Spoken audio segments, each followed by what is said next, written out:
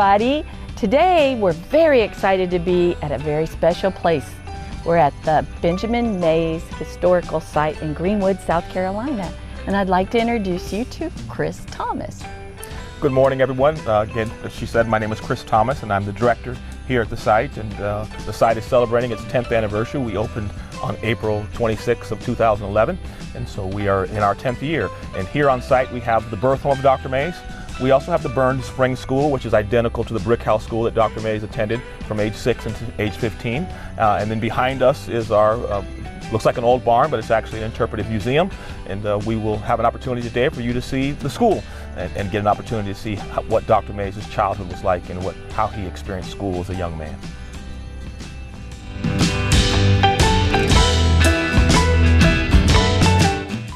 We're standing here in the little old schoolhouse from long ago. Chris, can you tell us some information about this school? This school is the Burns Spring School. It is not the actual school Dr. Mays attended. Dr. Mays attended a school called the Brick House School from age 6 until age 15. But both of these schools were created here in Greenwood County, and both of them were created by Dr. Mays' childhood pastor, a guy named Reverend James Foster Marshall, who built 3 schools in Greenwood County and 1 in McCormick County. Just at the tail end of the Reconstruction era, and he built them to help uplift the Negro through education here in Greenwood County. He received some money from the American Missionary Society in Boston, Massachusetts, and Mays was the beneficiary of the schools that he created. He went to this school from age 6 to 15, as I said, and then for 2 years he goes down to McCormick County and boards at the school down there. That was behind Bethany Baptist Church. It was called Bethany Colored School. And so Dr. Mays went to a little one-room schoolroom like this. And in those days, of course, they only went to school in the wintertime because sharecropping kids only went to school when they could not be in the field working. They go to school November, December, January, and February. So of course we have this stove in here because that's how they would have kept the room warm during their time when they were going to school. But Dr. Mays had always hoped that he could go to school full-time, and he finally has an opportunity, not until he's in his 20s when he leaves the farm and leaves Greenwood County to go to high school at South Carolina State High School Department. But this is where Dr. Mays, a school identical to this one, where he got his early education.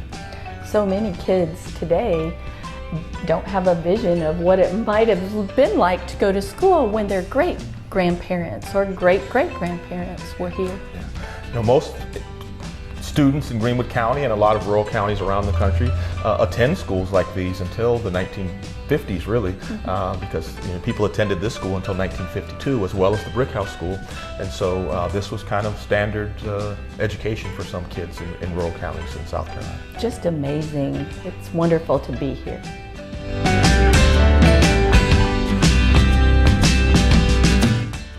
And while we're talking about the school, what were the subjects that they focused on back in the day? Same as today, or just the basics? In those days, and we have some of these readers around here, they were very focused on the 3 R's, reading, writing, and arithmetic.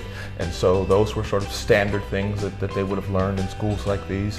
But for African Americans, just basic literacy was a big part of it, because not only had they not been allowed to read, but learning to read had been illegal in most southern states for quite some time. And so there was really this opportunity in these schools to sort of try to bridge that gap, that literacy gap that existed even as early as the Reconstruction era and the period directly thereafter. And it's so important for kids today and their families, their caregivers, to know that all of these things happened long ago. Absolutely, and I think, much like then, and it's befitting that our campus is on Gleam's campus. One of the big businesses that Gleam's is involved in is the Head Start program, and it's trying to bridge a very similar gap to what Reverend Marshall and those that built these kind of schools were trying to bridge back then, and that was to try to bring up, and not just always about race, but even about poverty. There were poor white sharecropping families in rural communities that struggled in an equal type way, and so it's befitting that this site is here on Gleam's campus.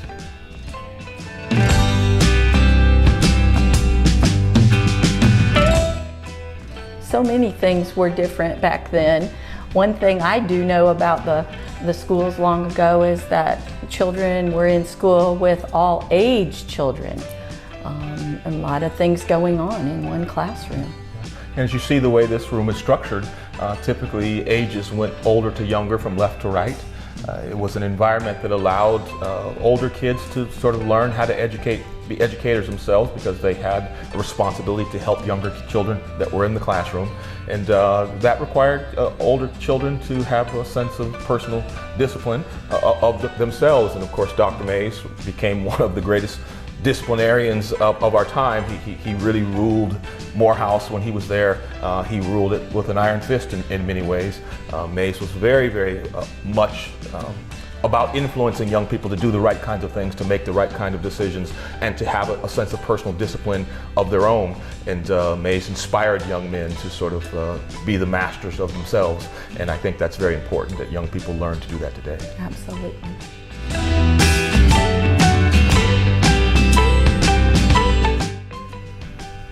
And I'm also wondering about Benjaimin Mays as a little boy, what he was like. I've heard that they called him Benny. Yeah, they did. Can you tell us a little bit about the little boy? So when Benny comes to this school, his teacher, Mrs. Waller, immediately was impressed with him and his abilities and his talents. His sister Susie, his oldest sister, was very helpful to Dr. Mays. Before he comes to the Brick House School, she taught him his alphabet, his numbers to 50, how to write a small sentence, and how to do some basic arithmetic. And so he was very driven as a student. He paid attention. He sat in the front because he wanted to get out off the farm. He didn't quite know when he was younger what he wanted to do, but he knew that he wanted to do something beyond the farm. And of course, he had obstacles. One of those was his own father, who didn't quite understand his desire, his drive to get all this education. His dad was very typical of many fathers, black and white in that time, that just saw their child's future as being a tenant farmer, so they didn't understand, why do you need to get all this education if you're going to be a tenant farmer. But Mays bucked those ideas, and he decided he was going to commit himself to getting an education, and he does that. He gains the opportunity to go even beyond these little one-room schoolrooms, of course, and he leaves the farm and goes off to high school at South Carolina State High School Department. They had a high school department there. But as a young person, he was very motivated and very Sounds driven. like he had a fire in him. He really did. He really did, and I think that kind of fire could even serve other young people today well to have a drive and desire to accomplish the things in life that you want to accomplish. I think it's important that we share that with young people, that all these people that we hear about from long ago, how they started out as young people. Sure. What was important to them when they were little. Yeah, I think there's a consistent theme to people that succeed in life, and Mays is one of the greatest examples, I think, of that in American history.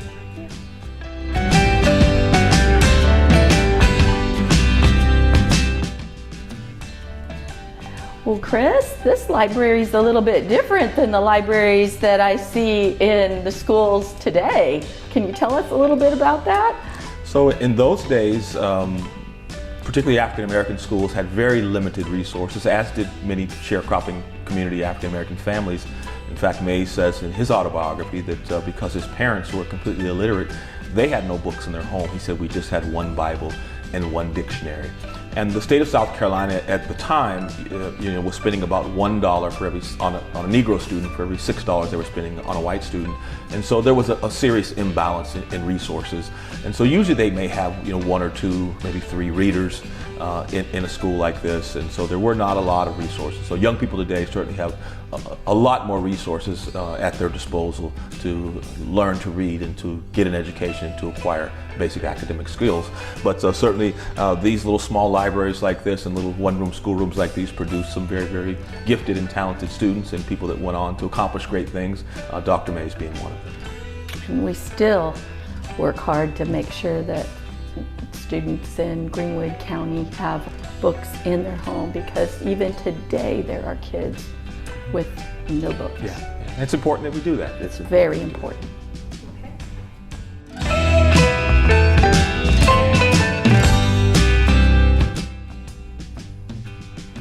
We want to point out that a lot of the lessons were written up here on the chalkboard. The way I started my teaching career, everything was on a chalkboard. A lot of kids today don't know about chalkboards. Chalkboards were, in Dr. Mays' time, the way that a teacher would communicate with her students, both lessons and even things that they wanted. Like, for instance, here it says, if your family can spare a piece of coal, we need some for the stove next week. And so these are the kinds of things that teachers will put, today they put them on smart boards and such, but in Dr. Mays' time, a teacher would have used a chalkboard to hand write out all of these notes that she wanted to give to her students.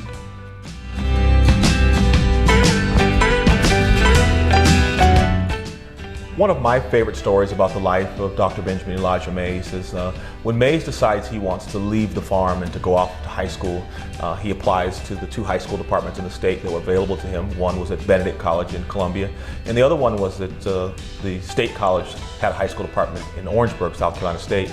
And he applies to both and gets into both. And when he goes to South Carolina State, when he leaves the farm to go to Orangeburg, he's almost 18 years of age. He leaves in June, and on August 1st, Mays would have turned 18, and he's just going to high school the age that other kids should finish. And when Mays gets to high school, he has to take some tests to determine what grade he was ready to enter in the high school department. And Mays tests only to be ready to enter the 8th grade. So essentially at 18 years of age, a man that's considered one of the great minds of the 20th century only had a 7th grade education. And Mays stays down there for 5 years because he had to do a year of 8th grade across the street, not even at the high school, in the remedial school. And Mays, though for 5 years, he gets straight A's. And in 1911, he graduates valedictorian of his class at South Carolina State High School Department.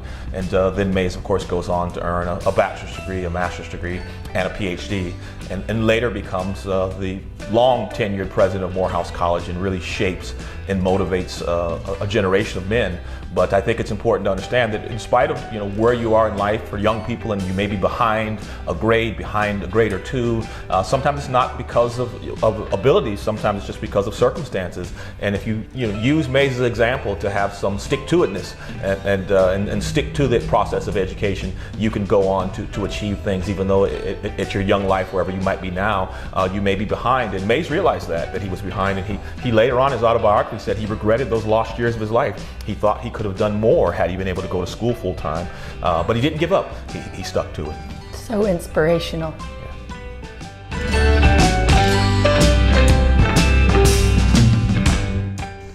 We're standing in Benjaimin Mays' childhood home in the kitchen. Such a fantastic place to visit.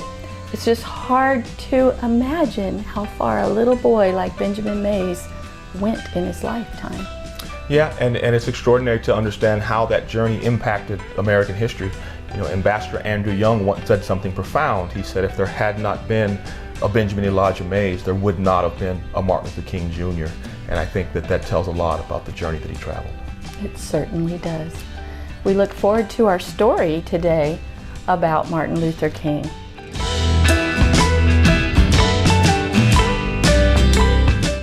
We're so fortunate to be able to have our story today at the desk that Benjaimin Mays and Martin Luther King sat together and had many conversations.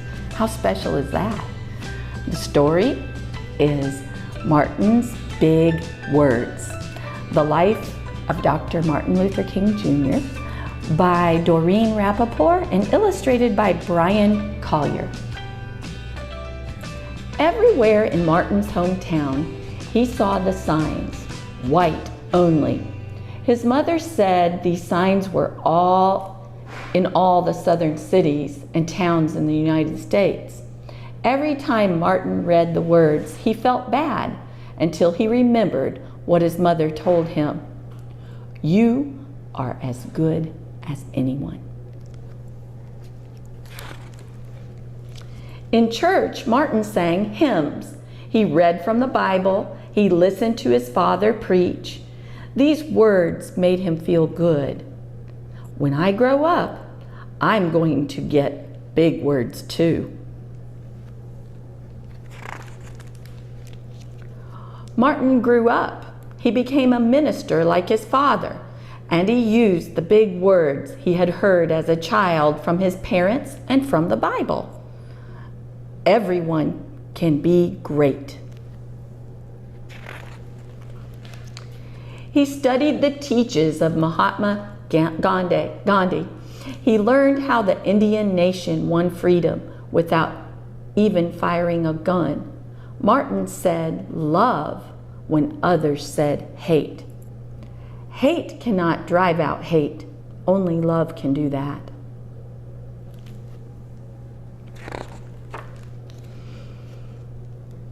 He said together when others said separate. He said peace when others said war. Sooner or later, all the people of the world will have to discover a new way to live together.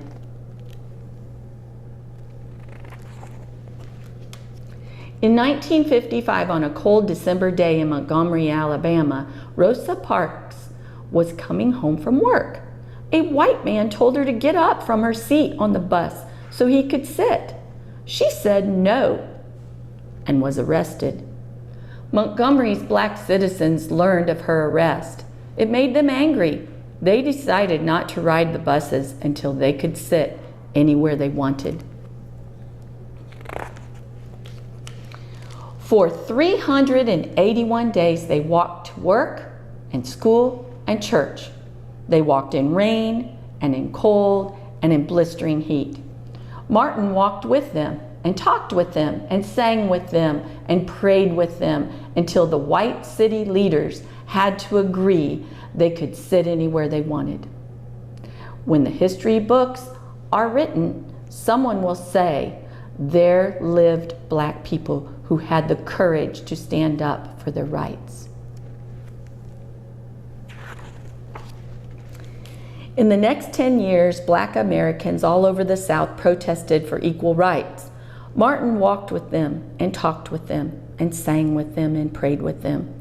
White ministers told them to stop.